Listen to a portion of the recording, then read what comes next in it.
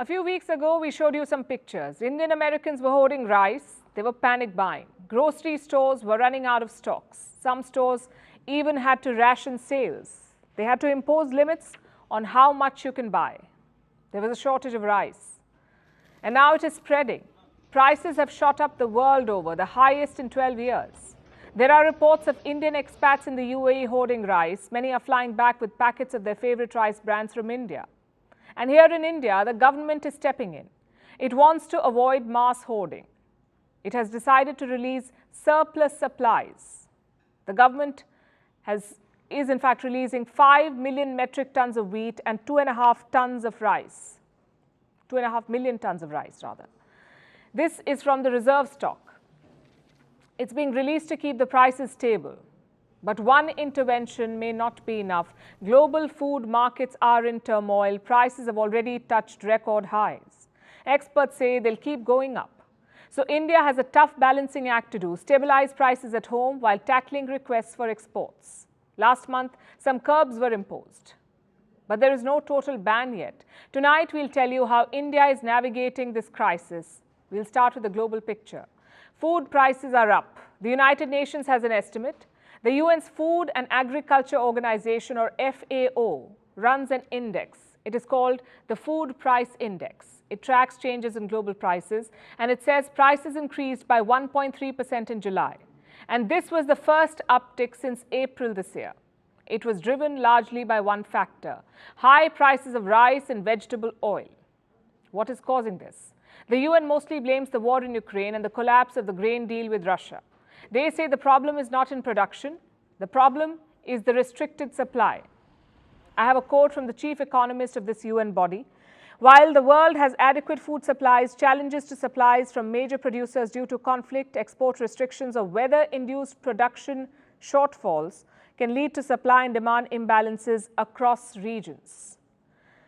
That will lead to a lack of food access because of increasing prices and potential food insecurity.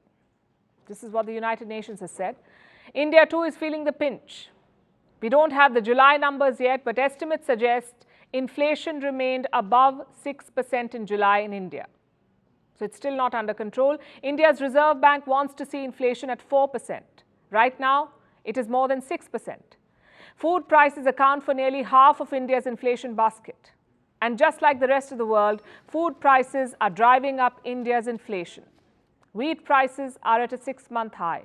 They have increased by nearly 18% in the past 4 months. Same with rice. Last month, the price of Indian rice in the global market went up by 10%. Which brings us to yesterday's announcement, India's decision to dip into its food stocks, the decision to release some of the surplus supplies.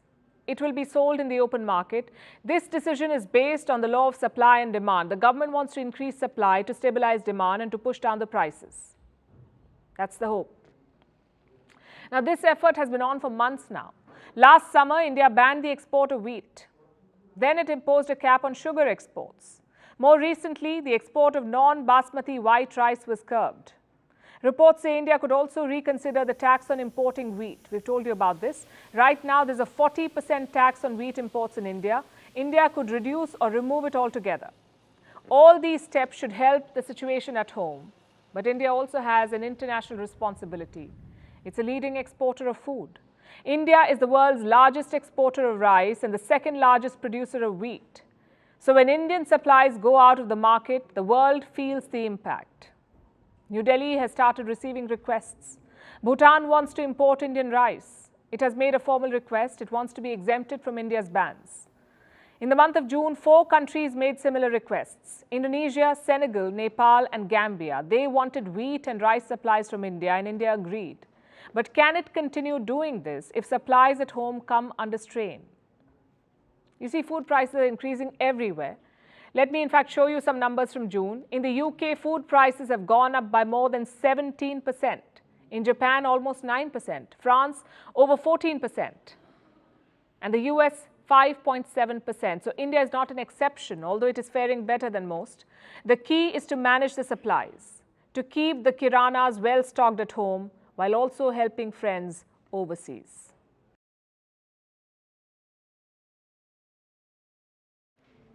And staying with India, Prime Minister Modi faced a no-trust vote today. He sailed through easily, but the process itself is very consequential. A no-trust vote is moved to remove the government from power, to topple them. But how did things come to that? And how does a no-trust vote happen? We'll explain in the next couple of minutes. The monsoon session of India's parliament is currently underway, but very little work has been done.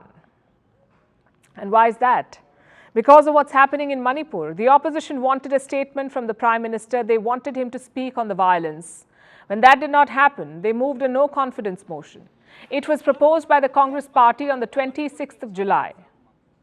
Now, this motion has two conditions. One, it can only be introduced in the Lok Sabha, which is the lower house of India's parliament. And two, a minimum of 50 members must support it, 50 members. If not, the motion will not be accepted. In this case, the opposition had the required numbers. So the no-confidence motion was introduced. That's the first step. The second step is the debate. Lawmakers from the opposition and the government will speak. So will the Prime Minister. India's constitution says the Prime Minister is the head of the government.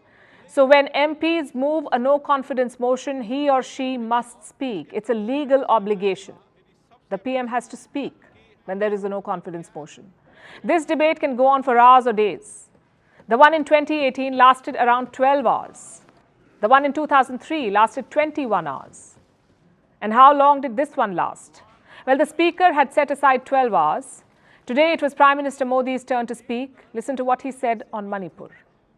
महिलाओं के साथ गंभीर अपराध हुआ और ये अपराध अक्षम्य है और दोषियों को कड़ी से कड़ी सजा दिलवाने के लिए केंद्र सरकार, राज्य सरकार मिलकर के भरपूर प्रयास कर रही है और मैं देश के सभी नागरिकों को आश्वस्त करना चाहता हूं कि जिस प्रकार से प्रयास चल रहे हैं, निकट भविष्य में शांति का सूरज जरूर उगेगा। मणिपुर फिर एक बार नए आत्मविश्वास के साथ आगे बढ़ेगा। मैं मणिपुर के लोगों से भी आग्रहपूर्वक कहना चाहता हूं, वहां की माताओं, बहनों, बेटियों से कहना चाहता हूं, देश आपके साथ है। Now, today was day 3 of the proceedings. Yesterday, Home Minister Amit Shah spoke for nearly 2 hours. He detailed the situation in Manipur. Opposition leader Rahul Gandhi also spoke yesterday. He accused the government of being complicit in the violence. So put together, more than a dozen MPs spoke. The final statement was the Prime Minister, sort of like a reply to the motion. He spoke for 2 hours and 13 minutes today. 2 hours, 13 minutes. Many of the opposition MPs staged a walkout during his speech. After everyone spoke, it was time to vote. The current government has a comfortable majority in parliament. The BJP, which is the Prime Minister's party, has 301 lawmakers. Their allies have 31. And what is the majority mark? 270 based on the current occupancy. So the motion was never expected to succeed. And that's also what happened today. The no-confidence motion was defeated in a voice vote. In fact, it's never succeeded, not once in history. This was the 28th no-confidence motion in India's Lok Sabha. All of them have failed, all 28 of them. Governments have lost floor tests in the past, but they have never lost no-trust votes. Prime Minister Modi faced a similar test in 2018 as well. Back then, he got the support of 330 MPs. So if no-confidence motions never succeed, why do parties bother to send a political message? It's about checks, not threats. It also offers the parliament an opportunity to debate a wide range of issues. You see, the motion was introduced because of Manipur. But once introduced, everything is on the table. MPs can talk about any issue in the country. The Prime Minister did that today. He mentioned how global agencies have praised India's growth model, but the opposition remains in denial. He also had some taunts for the opposition. Listen to this.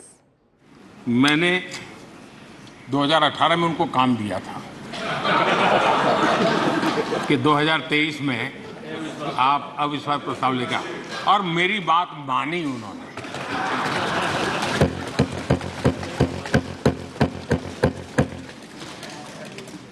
लेकिन मुझे दुख इस बात का है कि 18 के बाद 23 में 5 साल मिले थे, थोड़ा अच्छा करते, अच्छे ढंग से करते, लेकिन तैयारी बिल्कुल नहीं थी, कोई इनोवेशन नहीं था, कोई क्रिएटिविटी नहीं थी, न मुद्दे खोज पा रहे थे।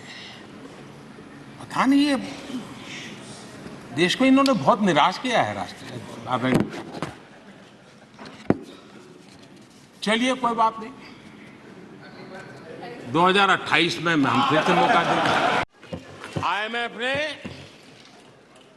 भारत के डीबीटी के और दूसरे हमारे सोशल वेलफेयर स्कीम के लिए आईएमएफ ने इसे कहा है ये लॉजिस्टिकल मार्वल है। आदरणीय अध्यक्ष जी, WHO ने कहा है, आदरणीय अध्यक्ष जी, वर्ल्ड हेल्थ ऑर्गेनाइजेशन ने कहा है कि जल जीवन मिशन के जरिए भारत में 4 लाख लोगों की जान बच रही है। ये 4 लाख कौन है? तो मेरे गरीब, पीड़ित, शोषित, वंचित परिवारों के मेरे स्वजन है। हमारे परिवार के निचले तबके में जिंदगी गुजारने के लिए जो मजबूर हुए उनके जन हैं। India's politics is certainly heating up. Next year, of course, is the big test. The country will be holding its general elections in April 2024, and that will be the real trust vote.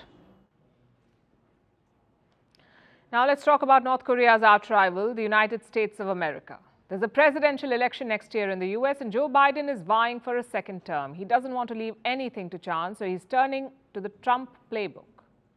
Biden is taking a tougher line against China. He has signed a new executive order. It bans new investments in China's high-tech sector.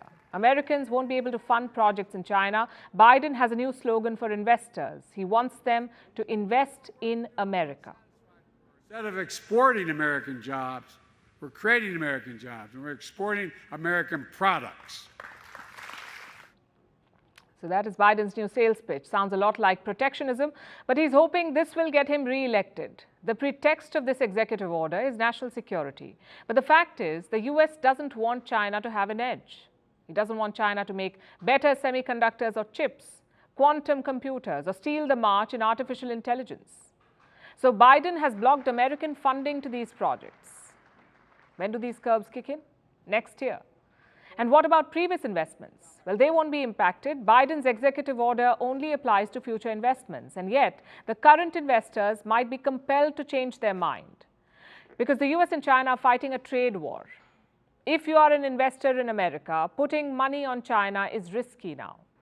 American venture funding has declined dramatically. In the last quarter of 2021, more than $40 billion were invested, 40 billion in one quarter. 2 years later, this number has dropped by more than 50%. In the second quarter of this year, just $10.5 billion were invested. The trade restrictions have had a serious impact. The US already bans or restricts certain exports to China. The curbs were introduced last year. They were targeted at the semiconductor industry. Chip exports were restricted, and high-tech chip exports were banned from America to China. Chinese manufacturers were also denied chip design software and manufacturing equipment and related components. So Biden is now going after the money. What does he hope to achieve from this? Besides, of course, blocking China's rise and perhaps an election win, Biden is looking at national security.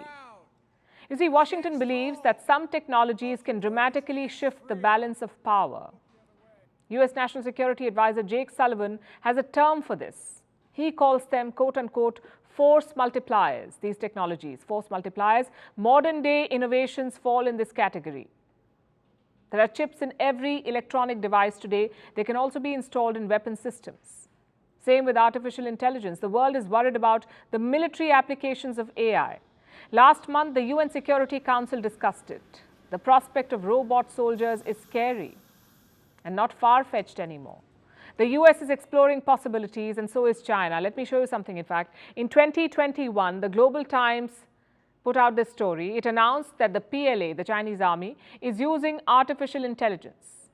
It hasn't entered the battlefield yet, but the technology is being used in training. The Chinese Air Force used AI in aerial combat training. How does it work? Well, China took the pilot out of the cockpit and let artificial intelligence fly the fighters. There was no dogfight in the air with robots. The PLA ran simulations in cockpits. A real pilot went up against an AI aircraft, and in this instance, the pilot came out on top. The Chinese military hailed the advantages of AI after this. The Global Times reported that such trainings can boost efficiency, reduce cost, and minimize risk. China is studying military applications of artificial intelligence. America wants to slow them down, and they are in a position to do so. You see, China still lacks the know-how. It doesn't know chip design. It still lags behind America in AI. China has bought many high-tech goods from the US. It has relied on American funding to make progress, but now the US is turning off all those taps. Obviously, Beijing does not like it. They've issued a statement.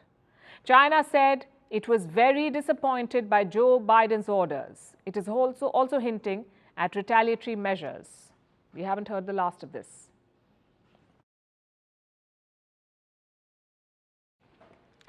In 2022, a man from Ohio shot his neighbor. Why? Because he was a conservative and he thought that his neighbor was a Democrat. This is a tragic case, but it's not an isolated one. This is the story of America today. It is more polarized than ever before, and frankly, it has been like that for quite some time. Political violence is not new, but in the US, it has been at an all-time high since 1970. Since 2021, 39 people have been killed because of political violence. And the numbers are only rising. Our next report tells you about America's growing political violence and how the US is more divided than ever before. Butler County 911, where's your emergency? My name is Kristen King. All right, Kristen. My husband was just shot. That was Kristen King calling 911. Her next door neighbor had come over. Sounds like an everyday thing, right? But then the unthinkable happened. Her neighbor shot her husband in the backyard. Why? Because the neighbor was a conservative and he believed her husband was a Democrat. Political violence in America is not new, but it's definitely on the rise. This case was, however, not the only one. There have been 200 more across the US since 2021, an indication that the country is more divided than ever. The rhetoric surged mostly during the Trump era. It reached a peak after the 2021 Capitol riots. Donald Trump lost the 2020 election. He falsely claimed that the vote was stolen, and many of them still believe it. Take that house! Take it now! Many hoped that by 2024, things would cool down, that the rhetoric would die down. But it has only become more heated. The violence has killed at least 39 people, roiled aspects of American life, disrupted gatherings, and turned neighbors into enemies. Some of these deaths followed one-on-one disputes, like this fatal brawl in Florida. The two men were arguing over Trump. Others happened at public gatherings, like the mass shooting in Portland. A Reuters investigation tracked violence in America, and here are the figures. Since 2021, there have been 213 cases of political violence. 2/3 of those cases were physical assaults and/or even confrontations. A third involved property damage, and 76 were individual acts of violence, aka lone assailants. This is not the first time America has seen political violence. It surged in the 1970s. 1970 alone saw more than 450 cases. But that was different. In 1970, American political violence focused largely on destroying property. There were attacks on government buildings, bombings. The idea was not to kill people. But today, it's very different. Political violence has surged to its highest levels since 1970. And the main target are people. There have been 14 fatal political attacks since the Capitol riots. 13 of them were right-wing and 1 was on the left. So the people who commit the violence are divided, but so is the violence that is committed. There have been mainly 2 types of violence.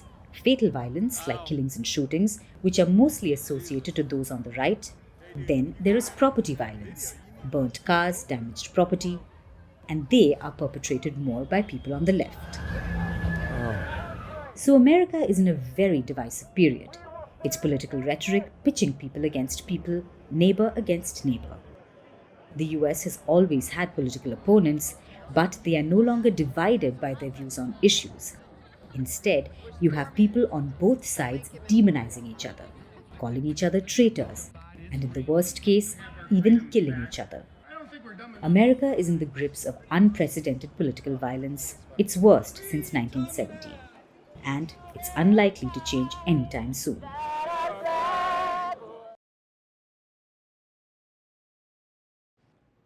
From one unstable government to another, let's talk about North Korea. Their supreme leader Kim Jong-un seems to be unhappy. He's dismissed his top military general and he's called for the mass production of weapons and equipment. Kim said the same thing last weekend as well. He went on a tour of multiple weapons factories and perhaps decided that his top general was not doing enough to boost firepower. So he's brought back an old face. A former chief of general staff is back at the helm in Pyongyang. His name is Ri Yong-gil. He has served as the top general twice before, also as defense minister and social security minister. Yesterday's reshuffle is the latest in the merry-go-round that is North Korea's government. Our next report tells you what it means. If there's one thing that's certain, it's that a Kim will be leading North Korea. But that's about the only thing that's certain when it comes to North Korean politics. Because the present Supreme Kim Jong-un, is known to be a bit temperamental. He's quick to dismiss senior leaders and keep shuffling his deck of generals every few months.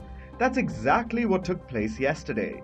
Kim Jong-un held a meeting of North Korea's Central Military Commission. The country's state media released pictures of the affair. Cigarette in hand, Kim blew smoke on North Korea's current military order and decided he wanted an overhaul. General Park Soo-il is out. He barely lasted 7 months. It seems his work didn't please Supreme Leader Kim. Looks like Kim has some grand plans. Plans that seem similar to what he always says, but somehow this time it's different. Kim issued a diktat during the meeting. He wants a boost in weapons production, an expansion of military drills, and more preparations for the possibility of war. This call for military readiness comes on the heels of his latest factory tour. Between last Thursday and Saturday, Kim took stock of North Korea's weapons factories. He conducted his inspections clad in a white coat with white pants that take you back to the disco era and a jaunty white cap. In this imposing attire, Kim was shown test-firing some rifles. He was surrounded by military personnel, some of whom were in uniform, others who were inspired by Kim's summer wardrobe. So the rigorous military inspection looked like a crossover between a Korean Miami Vice and Full Metal Jacket. And whatever this enigmatic inspection revealed, it can't have been good news for the top general.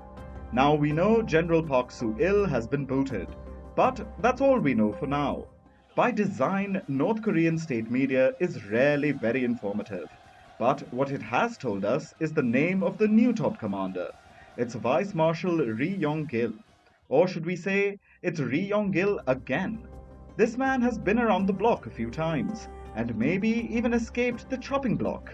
We'll come to that in a moment. Ri has served as the chief of the General Staff of the Korean People's Army twice before, reportedly from August 2013 to January 2016, and from June 2018 to September 2019. We should clarify that this is to the best of our knowledge. North Korea isn't known for sharing accurate information. But if true, this means Ri served as the top general for almost 4 years. That's almost twice as long as anyone else. You see, top generals don't really last long on the Kim Jong-un carousel. As we mentioned, the newly demoted Park lasted for about 7 months. His predecessor lasted for 6, the one before that 9 months. So you can see the top military job isn't for those with a long-term career in mind. But it seems Ri has the Supreme King's favor. He's been given a third chance to helm North Korea's armed forces. Second to Kim, of course, but it's an important position nonetheless. One that reportedly almost got him killed after his first stint. In 2016, South Korea had reported that Ri had been executed. Seoul said the then general was killed for corruption and forming a political faction. But it turns out Ri was just sacked, not shot. Either South Korea's information was incorrect, or he found a way to appease the overlord Kim. Since then, he has served as North Korea's Social Security Minister and then its Defense Minister. And it seems the Supreme Kim has turned to him once again to oversee more weapons production, military drills, and war preparation. And military parades, of course.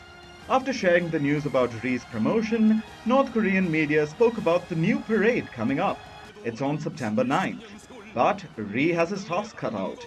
If he fails, who knows where Kim Jong-un's cabinet carousel will fling him next. And now it's time for Vantage Shots, images that tell the story. We're starting with the United States.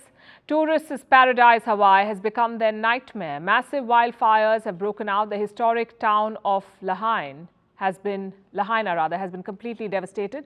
At least 36 people have been killed. Some jumped into the ocean to escape the wildfire. Meanwhile, Formula One world champion Max Verstappen has picked up some new driving tricks.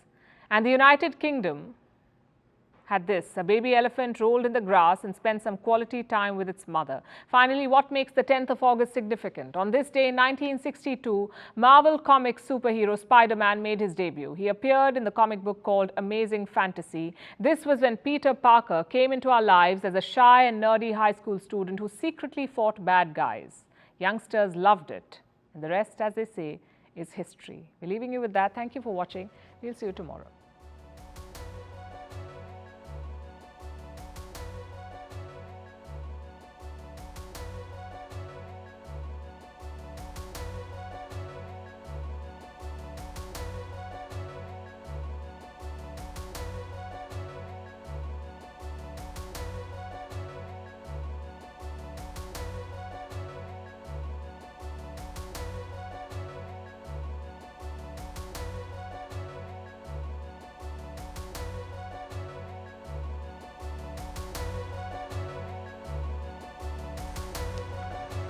This was a home.